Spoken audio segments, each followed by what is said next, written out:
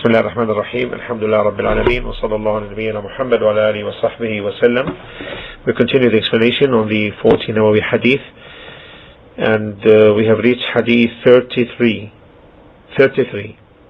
عن ابن عباس رضي الله عنهما أن رسول الله صلى الله عليه وسلم قال: لو يعطى الناس بدعواهم لادعى رجال أموال قوم ودماءهم ولكن البينة على المدعي واليمين على من أنكر.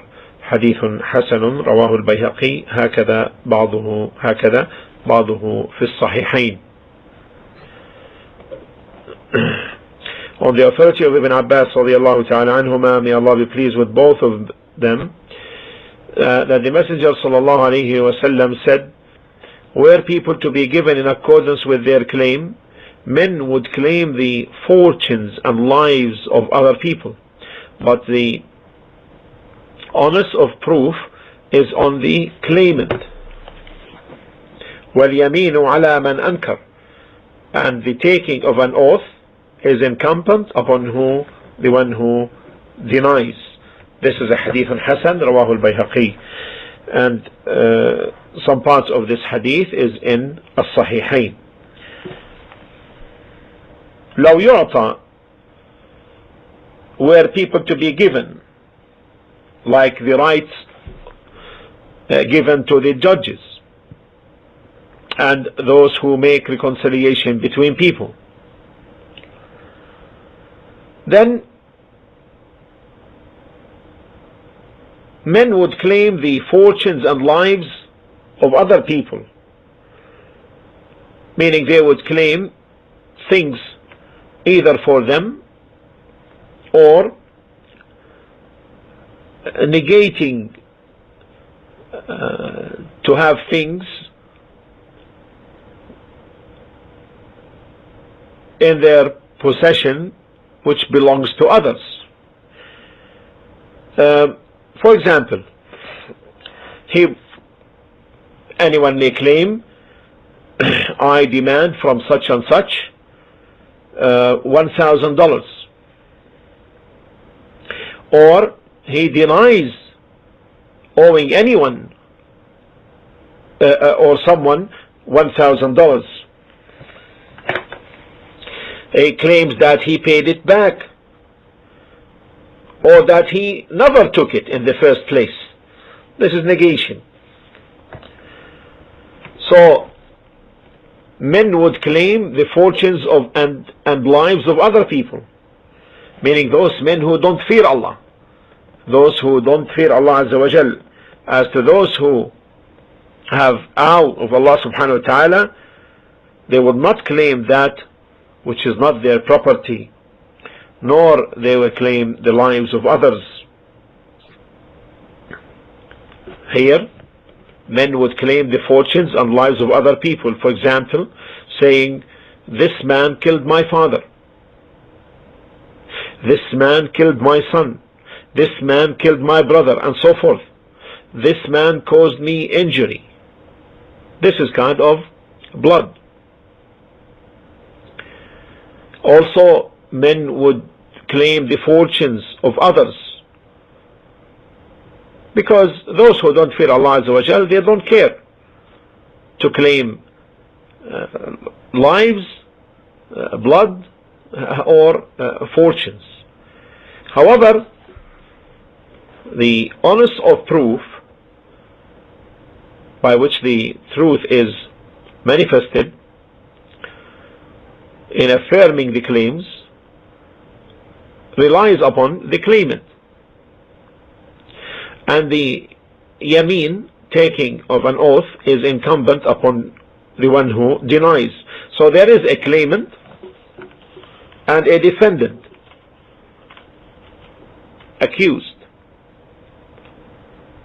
The claimant must establish the proof, and the accused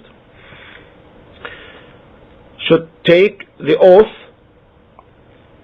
to ward off the claim,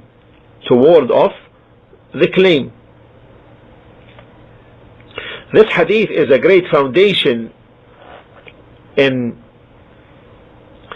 qada in judgments.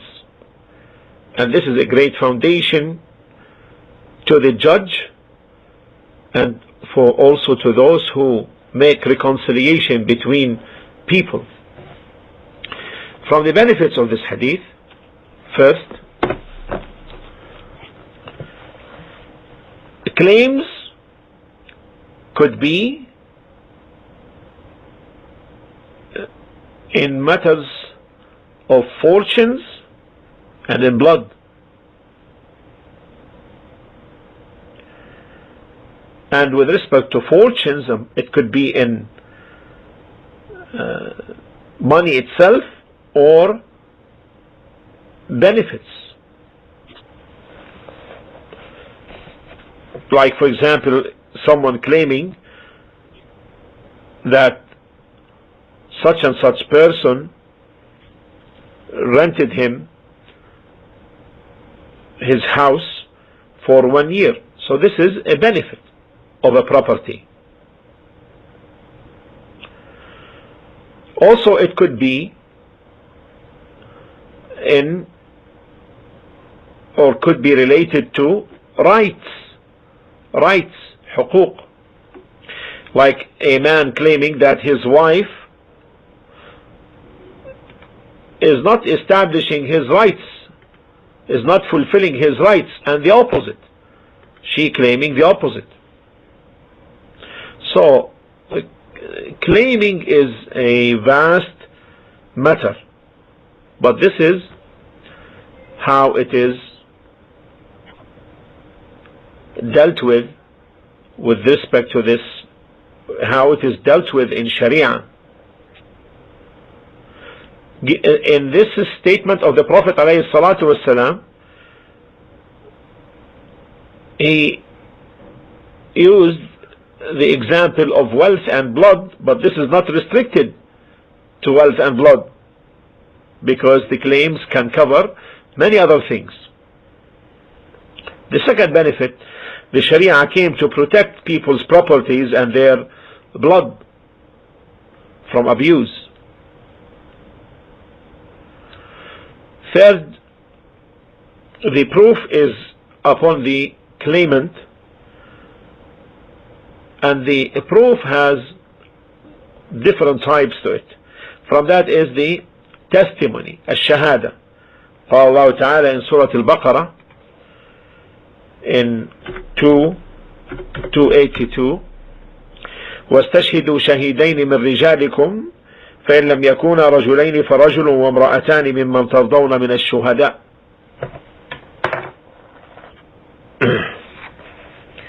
واستشهدوا شهيدين من رجالكم فإن لم يكونا رجلين فرجل وامرأتان ممن ترضون من الشهداء. And get 2 witnesses out of your own men, and if there are not 2 men available, then a man and 2 women, such as you agree for witnesses, so that if one of them, 2 women, errs, the other can remind her. And from the types of al-bayan and the proofs is the factual circumstances. Factual circumstances. These are considered as bayinat, proofs. Example: someone who does not possess a turban running after a man with a turban on his head and a turban in his hands, saying, "Oh such and such, give me my turban." So this one who doesn't have a turban, he has the circumstantial fact as apparent, because the one chased has a turban on his head and a turban in his hand. And it is not the custom of people that the person carries a turban in his hand and one on his head. So here the testimony for the proof for the claimant is the factual circumstances. This is stronger. So the one who claims that the turban in the hands of the one running away, he is the one who has the circumstantial proof. This, however, does not prevent that we may call upon the one accused to take an oath that this is his turban.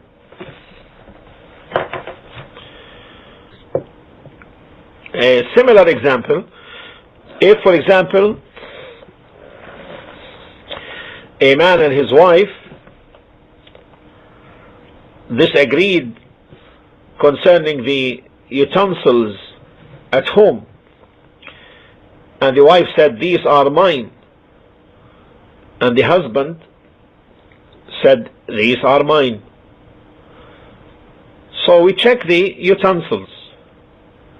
If they were of the type used by men, then it is for the husband.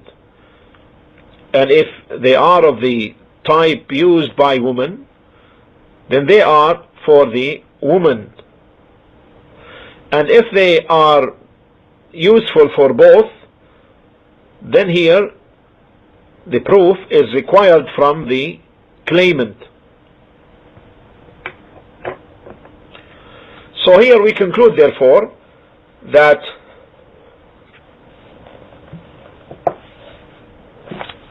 circumstantial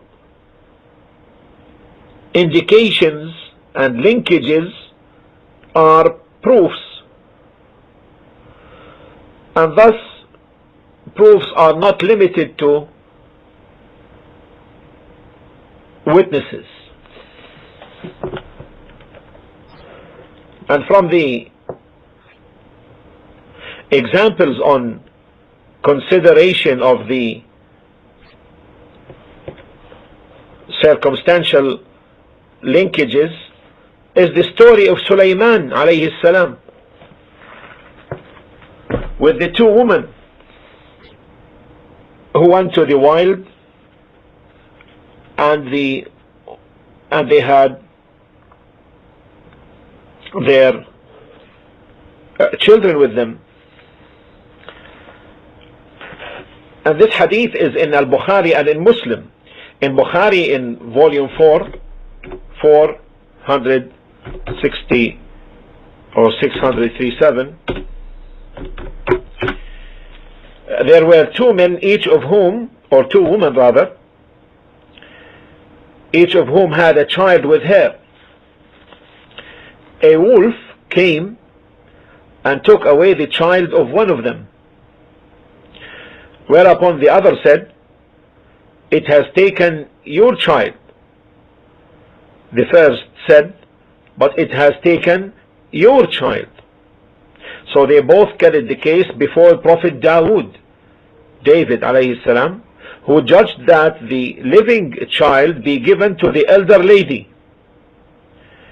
So both of them went to Sulaiman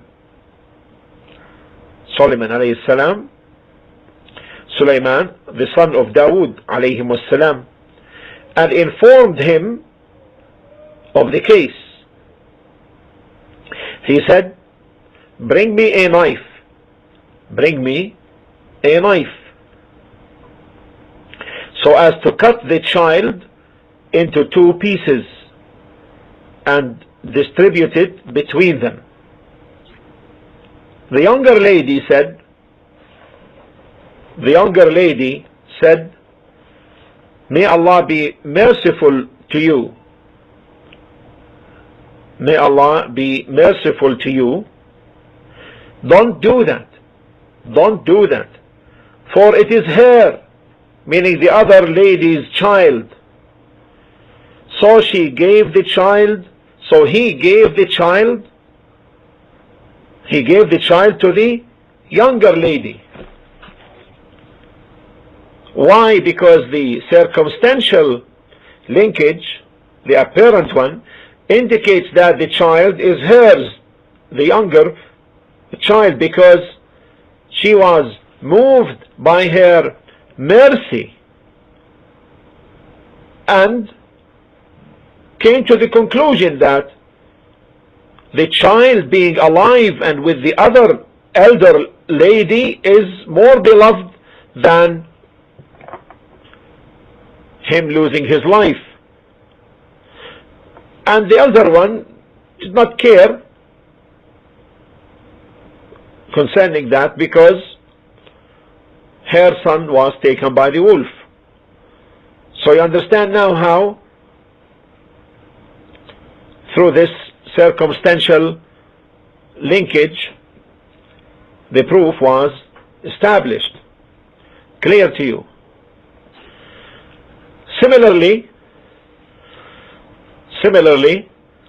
the story of Yusuf alayhi salam with the woman of the Egyptian Al-Aziz, the one in authority in Egypt, when Yusuf alayhi salam was there, when he said to the ruler, to the judge, or when the judge said, as in Surah Yusuf, in verse 26-28, إن كان قميصه قد من قبل فصدقت وهو من الكاذبين وإن كان قميصه قد من دبر فكذبت وهو من الصادقين. It was she that sought to seduce me, and a witness of her household bore witness, saying, if it be that his shirt is torn from the front, then her tale is true and he is a liar. وإن كان قميصه قد من دبر فكذبت وهو من الصادقين. But if it be that his shirt is torn from the back, then she has told a lie and he is speaking the truth. فلما رأى قميصه قد من دبر قال إنه من كيدكن إن كيدكن عظيم. So when he, her husband, saw his Yusuf's shirt torn at the back, he said, surely it is a plot of you, woman, certainly mighty is your plot. And also, as an example, is a woman claiming that her husband for one whole year, did not spend upon her, while it is seen and witnessed that he comes home with bread and food and all that which is needed by the household, and there is no one in this house except him and his wife, and he said that he spends. So here the circumstantial linkage is apparent that it is with the husband. So we don't accept her claim, even though the origin is, in origin there is none spending. However, here we have a strong apparent circumstantial linkage, that is, seeing the man entering the home with bread and with food and drinks and so forth that is needed. Also, now with respect to another matter, however, and this matter is known as the oath for establishing the responsibility of murders, fighting requital and bloodwit. In this case, people from a certain tribe, let's say, claim that another tribe with whom they had enmity, with whom they have enmity, they claimed that their murdered person was killed by this other tribe, and they say that such and such person from this other tribe killed him. So here we have a claimant and accused. The claimant are the family related to the murdered, and the accused are the people of the other tribe. So if we say that the claim is upon the proof is upon the claimant, and the oath is upon the one who denies, and if we say that the proof is not necessarily the witness, but it is that which makes the truth clear, then the ruling will differ. So if we say that the proof is the witness, we would say to the claimant, bring your proof that such and such killed him, otherwise there is nothing upon you. However, the Sunnah came in contrast to this. It came that the claimant, 50 of them must take an oath that such and such person killed their man.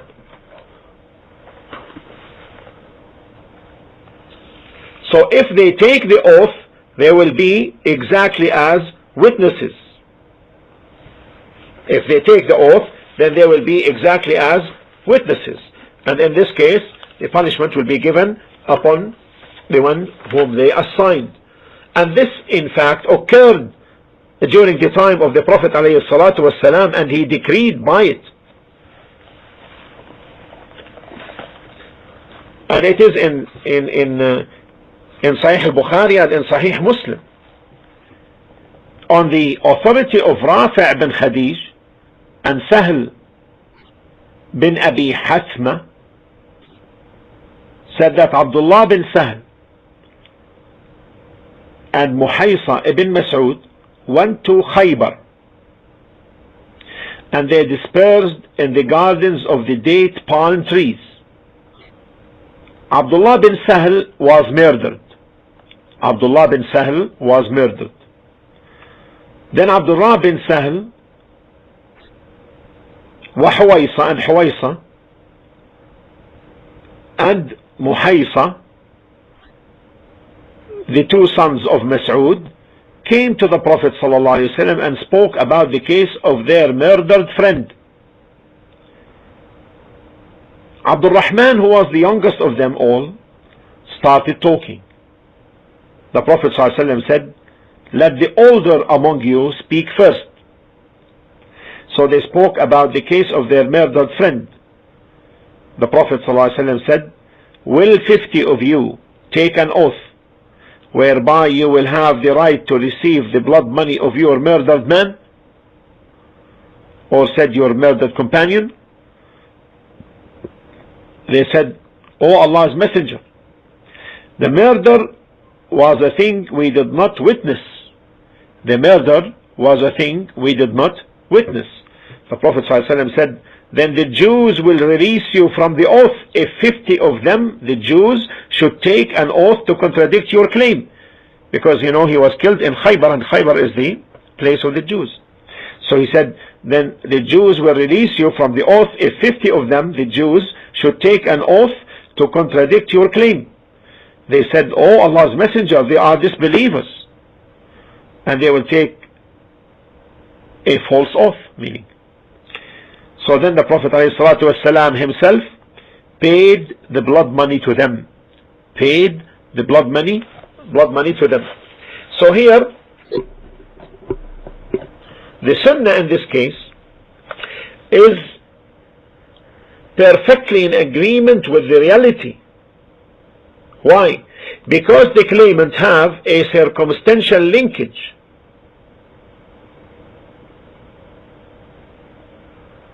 Indicating that the other people killed their man. This is the enmity linkage. This is the enmity between the tribes. And here we don't say go bring your witnesses, because the circumstantial linkage is stronger than the witnesses. But if someone says, why then 50 oaths here?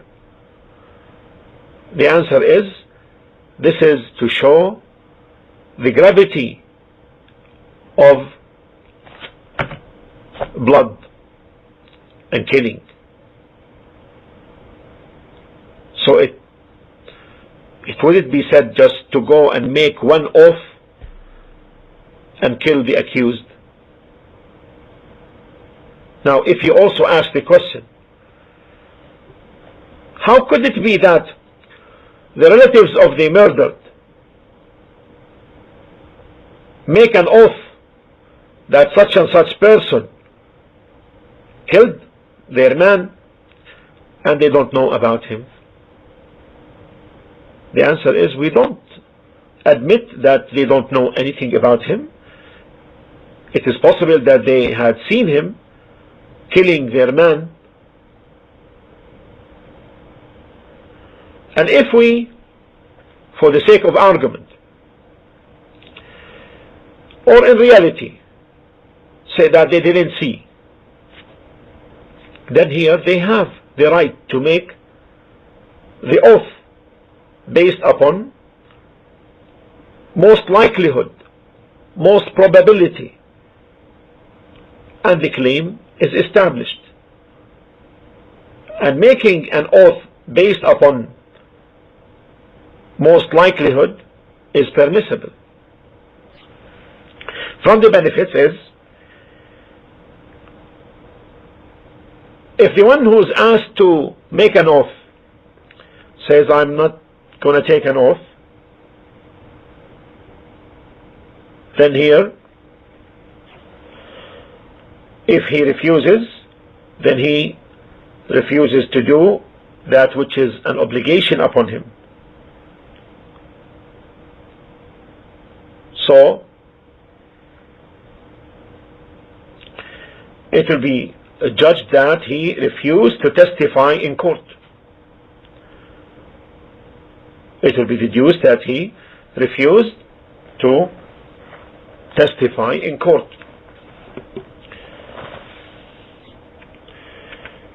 And this brings the end of the points of benefit regarding this hadith. Wallahu ta'ala a'la wa a'lam, wa sallallahu ala nabiyyina Muhammad wa ala alihi wa sahbihi wa sallam.